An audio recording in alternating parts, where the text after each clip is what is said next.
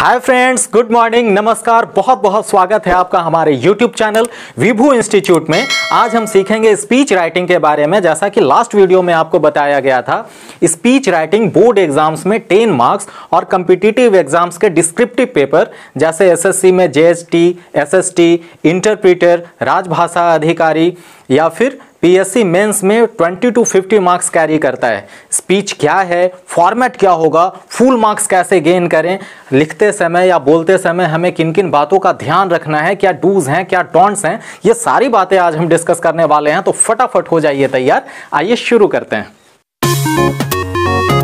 Speech refers to a formal address और discourse delivered to an audience. जब बहुत बड़े पैमाने पे भीड़ को, जनता को या किसी समूह को औपचारिक तरीके से आप एक माध्यम से सूचित करते हैं, उन्हें इन्फॉर्म करते हैं, तो उसी माध्यम को हम स्पीच या भाषण कहते हैं। Delivering speech is an art. भाषण देना एक कला है। सब कोई अच्छा वक्ता नहीं बन जाता है। A good listener is a good speaker. जो बहुत ही अच्छे श्रोता होते हैं वही अच्छे वक्ता होते हैं। तो आपको मेरी बातें बहुत ही ध्यान से सुननी है। अब स्पीच राइटिंग के लिए हमारा उद्देश्य क्या होगा, हमारा मोटिव क्या है? As for example, to inform. याद कीजिए 8 नवंबर 2016 की वो रात जब मोदी जी ने पूरे देश में नोटबंदी लागू किया था, फिर जीएसटी हुआ, फिर इस वर्ष में लॉकडाउन लागू हुआ। तो ये सब बहुत बड़े पैमाने पे जनमानस को सूचना देने के लिए उन्होंने भाषण दिया था।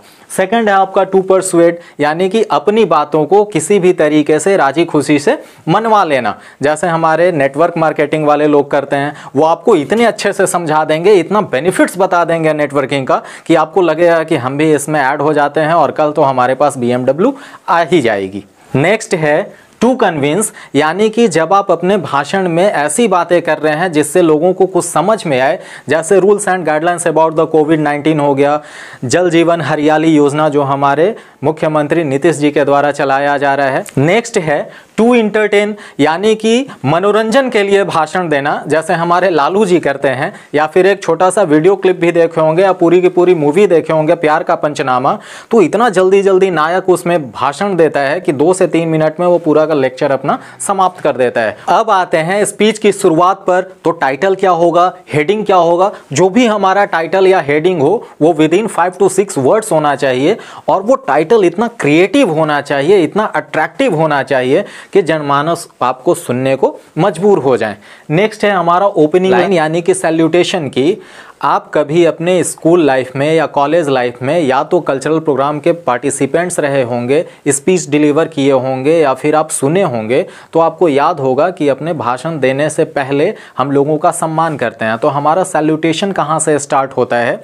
Honourable chairman, respected chief guest, respected principal, teachers and my dear friends. Hindi भाषा में माननीय सभापति महोदय, माननीय अध्यक्ष महोदय, माननीय मुख्य अतिथि महोदय, आदरणीय प्रधानाचार्य महोदय, शिक्षकगण तथा मेरे प्यारे साथियों। अगर आप देश के प्रधानमंत्री हैं तो मेरे प्यारे भाइयों एवं बहनों, या मेरे 130 करोड़ देशवासियों।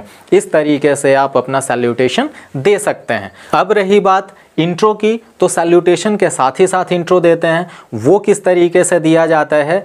आई Vibhu stand before you to express myself on the topic. अब अगर हिंदी भाषा में हमें अपना इंट्रो देना हो, परिचय देना हो, तो वो हम कैसे देंगे?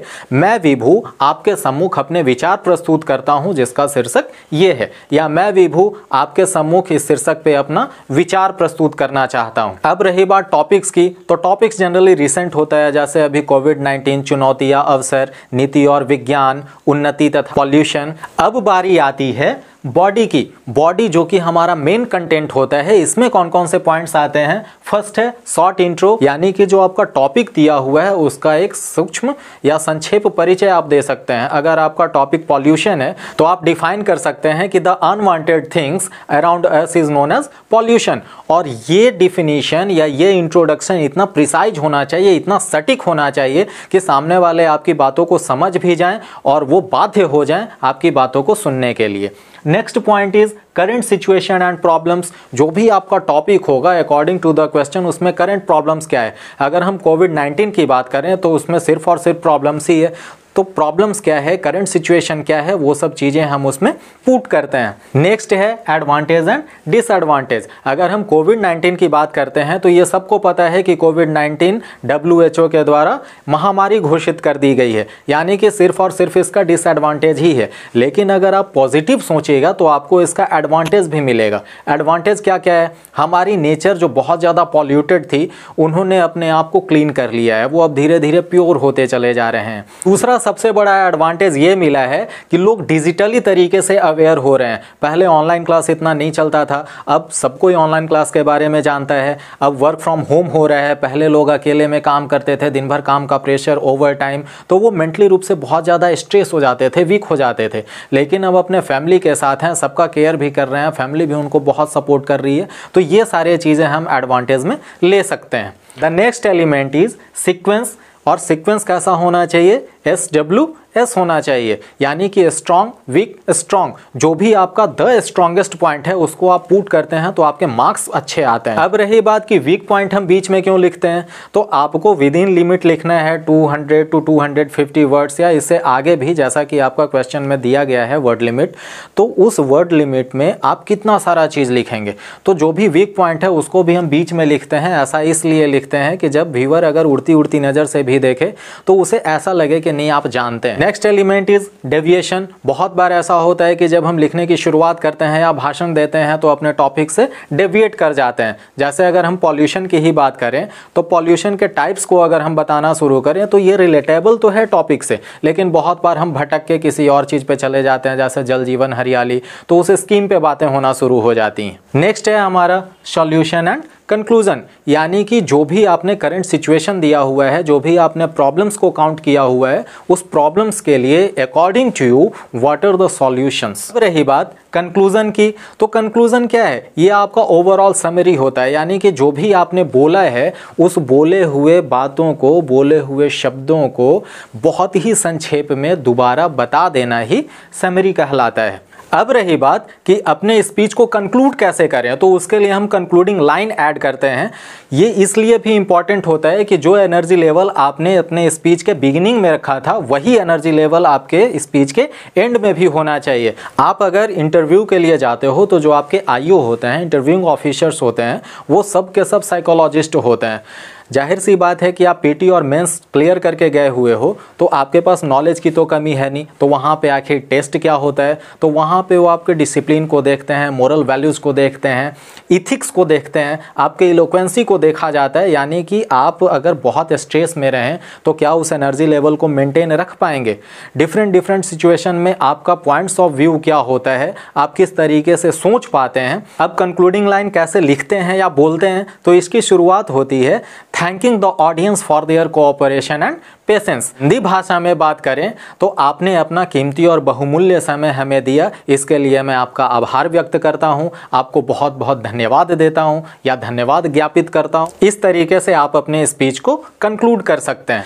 अब बात आती है कि लिखते या बोलते समय हमें किन किन पॉइंट्स को ध्यान में रखना होता है। तो सबसे पहला पॉइंट्स होता है वो है आपका लैंग्वेज।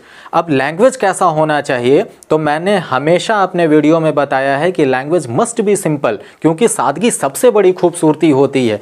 आप जितना ज़्यादा सरल, सीधा और सौम्य भाषा का प्रयोग करते हैं, आपकी बातें जनमानस तक उतनी ही गहराई से पहुंचती हैं। इसीलिए आपका लैंग्वेज कैसा होना चाहिए, वो बिल्कुल फ्लूइड की तरह होनी चाहिए, बिल्कुल सिंपल होनी चाहिए। तो भूल कर भी शशि थरूर ना बने, वो तो ऐसे ऐसे वर्ड्स का अपने स्पीच में यूज करते हैं कि सामान्य लोगों के लिए वो समझ ही पाना मुश्किल होता है कि उन्होंने बोला क्या है। तो लैंग्वेज हमेशा सिंपल ही रखना चाहिए। The second point is grammatical accuracy.